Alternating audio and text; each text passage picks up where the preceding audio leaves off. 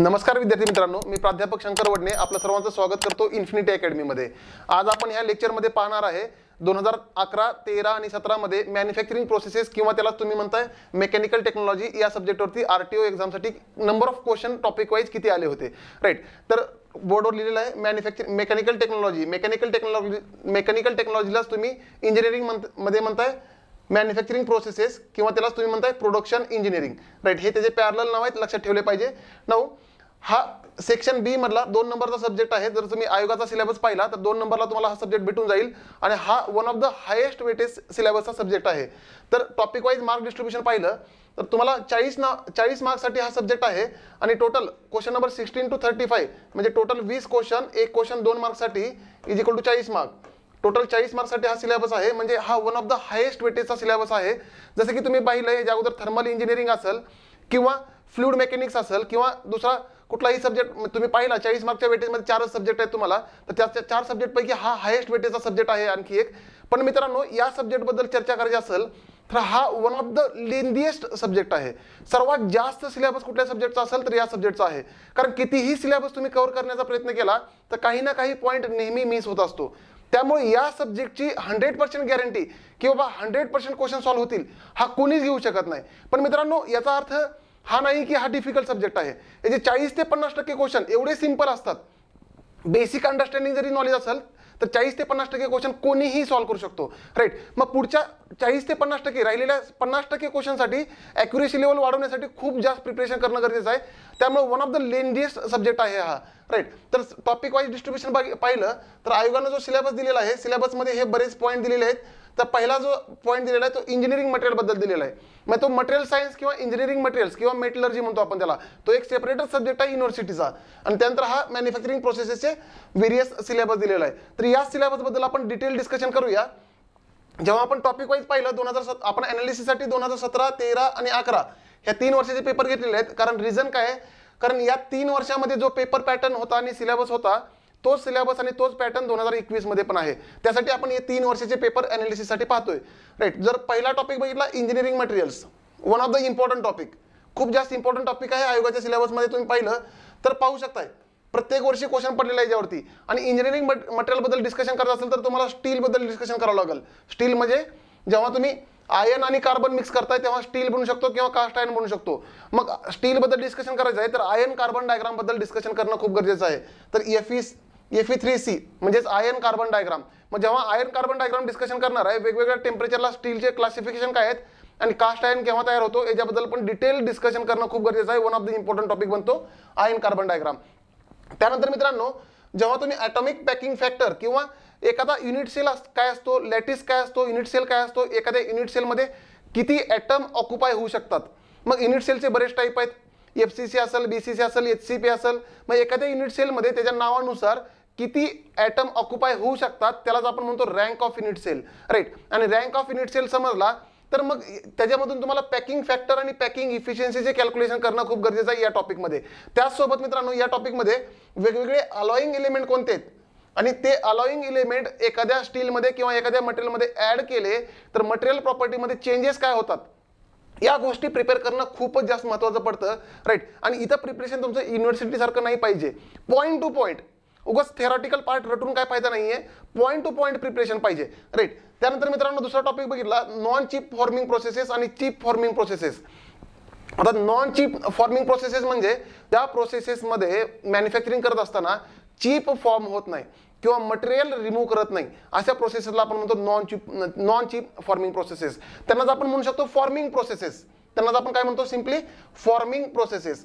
मग forming प्रोसेसेसमध्ये basically 4 ते 5 टाईपच्या प्रोसेसेस बघायचे आहेत। मग रोलिंग असेल, एक्सट्रुजन असेल, वायर ड्रॉइंग असेल, ट्यूब ड्रॉइंग असेल किंवा फोर्जिंग प्रोसेस असेल, राइट। तर ह्या सर्व प्रोसेसचं डिटेल्ड अनालिसिस आपल्याला करायचं आहे या टॉपिकमध्ये। आणि या टॉपिकवरती पण बरेच क्वेश्चन पडतात, तुम्ही पाहू शकताय प्रिव्हियस अनालिसिसमध्ये बरेच क्वेश्चन पडलेले आहेत, राइट। त्यानंतर चिप फॉर्मिंग प्रोसेसेस।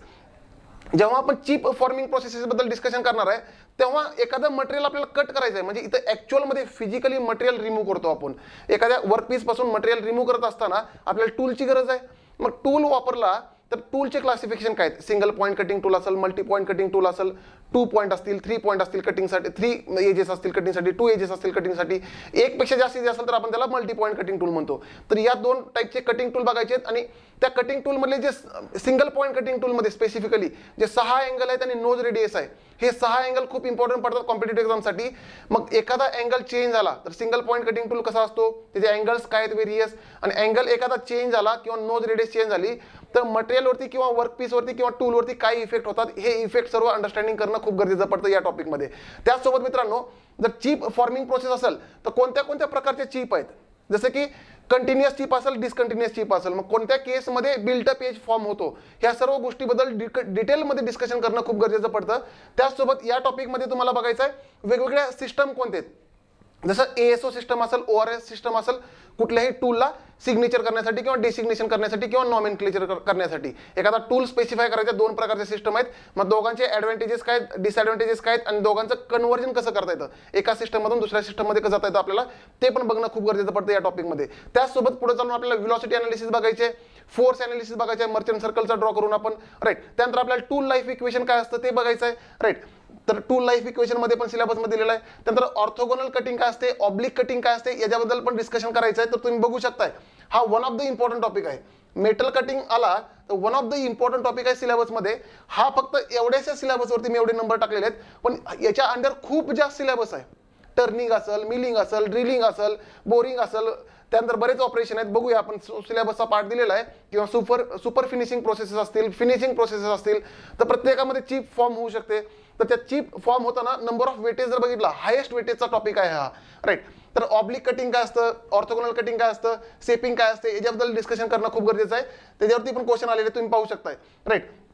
त्यानंतर त्याच टॉपिकमध्ये टर्निंग ऑपरेशन बघायचं, जे तुम्ही लेद मशीनवरती करताय, right. Single point cutting tool असेल या केसमध्ये, राईट. तर टर्निंग ऑपरेशन बघायचं आहे, ड्रिलिंग ऑपरेशन बघायचं डिटेलमध्ये, त्यानंतर मिलिंग ऑपरेशन बघायचं आहे, बोरिंग बघायचं आपल्याला, ब्रोचिंग बघायचं. हे आयोगाच्या सिलेबसमध्ये मेन्शन केलेले ऑपरेशन आहेत, राईट. तर या प्रत्येक ऑपरेशनमध्ये पर्पज काय आहे आपला आणि तो कशा प्रकारे करतो आपण, मग हे जे क्लासिफिकेशन काय आहेत, मिलिंग असेल तर अप मिलिंग काय, डाऊन मिलिंग काय, ह्या सर्व गोष्टीवरती डिस्कशन करणं खूप गरजेचं पडतं मित्रांनो.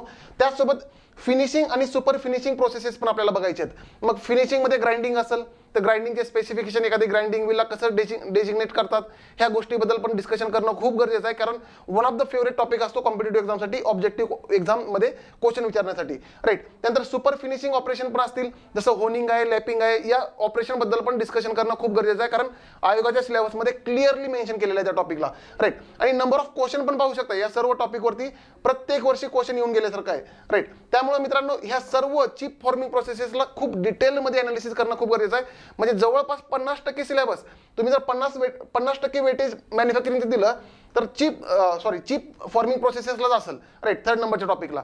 त्यानंतर मित्रांनो, हा टॉपिक झाल्यानंतर आपल्याला बघायचा आहे गिअर प्रोडक्शन अँड गिअर्स. आता गिअर्स हा टॉपिक खूपच इम्पॉर्टंट आहे. मी हे थिअरी ऑफ मशीनमध्ये पण सांगितलं होतं. थिअरी ऑफ मशीनमध्ये तुम्ही गिअरचे क्लासिफिकेशन, टर्मिनॉलॉजी काय आहे, सेंटर डिस्टन्स कसं कॅल्क्युलेट करायचं आणि गिअरपासून पॉवर कसा ट्रान्समिट करायचा with the help of gear train, हे डिस्कशन केलं होतं. पण हा गिअर बनवायचा कसा, याच्याबद्दल डिस्कशन होईल याच्या मॅन्युफॅक्चरिंग प्रोसेसेसमध्ये किंवा मेकॅनिकल टेक्नॉलॉजीमध्ये, राईट. तर गिअर प्रोडक्शन आणि गिअर्स कुठले आहेत याच्याबद्दल डिस्कशन आपल्याला करणं गरजेचं आहे. इंटरनल गिअरिंग असेल किंवा एक्सटर्नल गिअरिंग असेल तर त्याला मॅन्युफॅक्चरिंग कसा करायचा, या पॉईंटबद्दल डिटेल डिस्कशन करणं खूप गरजेचं आहे या टॉपिकमध्ये, राईट. आणि याच्यावरती पण क्वेश्चन येऊन गेलेले आहेत, प्रत्येक वर्षी एकतरी क्वेश्चन येतो याच्यावरती, राईट. त्यानंतर NC आणि CNC मशीन. आता एवढ्या सगळ्या आपल्याकडे मशीनिंग असताना, ज्या चिप फॉर्मिंग आहे किंवा नॉन चिप फॉर्मिंग प्रोसेसेस आहेत, त्या असताना NC आणि CNCची गरज का पडली आपल्याला, आणि NCचे क्लासिफिकेशन आणि CNCचे क्लासिफिकेशन काय आहेत, आणि CNC मध्ये कोड्स कोणते आहेत. एखादा पार्ट प्रोग्रामिंग करत असेल किंवा प्रोग्रामिंग करून द्यायचं असेल तर M कोड आणि G कोड याच्यावरती खूप फेमस क्वेश्चन पडतात कॉम्पिटेटिव्ह एक्झाममध्ये. तर याच्याबद्दल डिटेल डिस्कशन करणं आपल्याला खूप गरजेचं पडतं. त्याचसोबत नॉन कन्व्हेन्शनल मशीनिंग, त्यालाच आपण नॉन ट्रॅडिशनल मशीनिंग प्रोसेसेस म्हणतो. मग नॉन ट्रॅडिशनल मशीनिंग प्रोसेसमध्ये USM असेल, अल्ट्रासॉनिक मशीनिंग असेल, वॉटर जेट मशीनिंग असेल, ॲब्रेजिव्ह जेट मशीनिंग असेल, लेझर बीम मशीनिंग असेल, इलेक्ट्रोकेमिकल मशीनिंग असेल, इलेक्ट्रिक डिस्चार्ज मशीनिंग असेल, या सर्व नॉन ट्रॅडिशनल मशीनिंग किंवा नॉन कन्व्हेन्शनल मशीनिंग प्रोसेसेस बद्दल आपल्याला डिस्कशन करणं खूप गरजेचं आहे. आणि या प्रोसेसेसमध्ये मटेरियल कसा रिमूव्ह होतो, मेकॅनिझम काय चिप मटेरियल रिमूव्हरचं, त्याचसोबत कुठल्या प्रोसेस कुठल्या मटेरियलला युजफुल आहे याच्यावरती क्वेश्चन खूप जास्त पडतात कॉम्पिटेटिव्ह एक्झाममध्ये. त्यामुळे याच्यावरती पण डिटेल डिस्कशन करणं खूप गरजेचं आहे. आणि नंबर ऑफ क्वेश्चन बघितले तर खूप जास्त क्वेश्चन पडले त्या टॉपिकवरती. छोटासा टॉपिक आहे आणि नंबर ऑफ क्वेश्चन खूप जास्त आहेत. त्यामुळे one of the important topic बनतो मॅन्युफॅक्चरिंग प्रोसेसेसमध्ये. त्यानंतर मिसलेनियस. आता मिसलेनियस म्हणजे काय, असा बराच सिलेबस आहे जो हिडन आहे, आयोगाने मेन्शन केलेला नसतो, फक्त non chip forming processes mention केलेला आहे. मग कास्टिंग करत असताना चिप फॉर्म होते का, तर नाही. तर कास्टिंगवरती पण 2017 मध्ये क्वेश्चन येऊन गेलेला आहे, राईट. आणि असे बरेच टॉपिक आहेत जे प्रोडक्शनमध्ये आहेत पण ते सिलेबसमध्ये कुठे मेन्शन केलेले नाहीत. अशा टॉपिकवर पण क्वेश्चन येण्याची शक्यता आहे. बघा, प्रत्येक वर्षी एकतरी क्वेश्चन आलेला आहे जो सिलेबसमध्ये कुठंच मेन्शन केलेला नाही, पण तो ऍक्च्युअली क्वेश्चन आलेला आहे त्याच्यावरती, राईट. तर अशा टॉपिकला पण जे हिडन टॉपिक आहे त्यांना पण क्विकमध्ये कव्हर करणं खूप गरजेचं पडतं.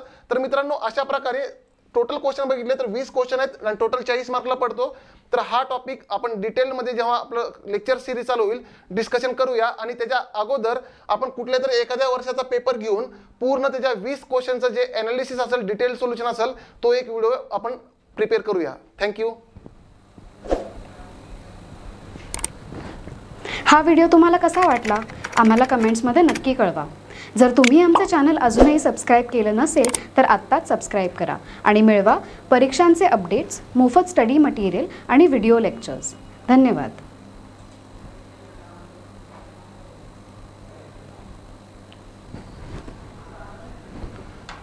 आवाज आला का सर बघा.